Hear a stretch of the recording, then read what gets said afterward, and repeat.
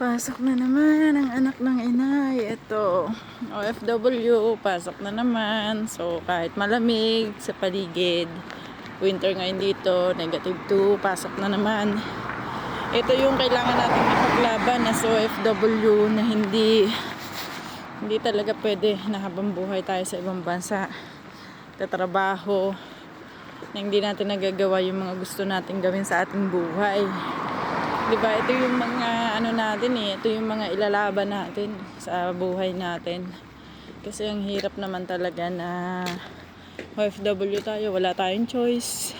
Kasi kailangan nating mag-work, wala tayong choice kasi kailangan ng pamilya natin. So, ano bang choice natin?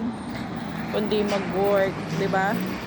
So, para sa family. So, ito yung buhay na meron ng isang OFW na kahit malamig is papasok talaga sa mga kapwa ko dyan na dating nagtatrabaho dyan sa atin sa Pilipinas. So dati ako nasa Pilipinas, nag-work din ako dyan, same nyo lang na ganito rin yung buhay ko before.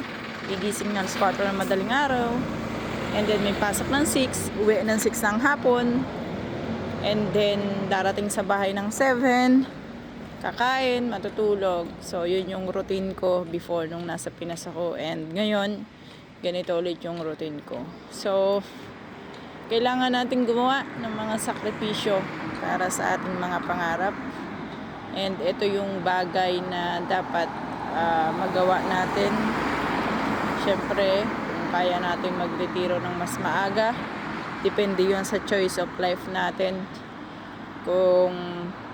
Kung wala kang babaguhin sa kung ano yung meron sa'yo ngayon, kung wala tayong babaguhin sa mga desisyon natin ngayon, I think 10 years, 15 years from now, same pa rin yung magiging outcome ng ating buhay.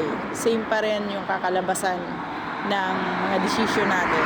Pero kung may babaguhin ka ngayon, I'm sure pagdating ng 5 years, magbubunga yung bago mong desisyon. So I hope yung bagong desisyon ay para sa maganda at yung bagong desisyon ay makakatulong sa'yo sa physical, mental, and emotional health mo. Yun lang.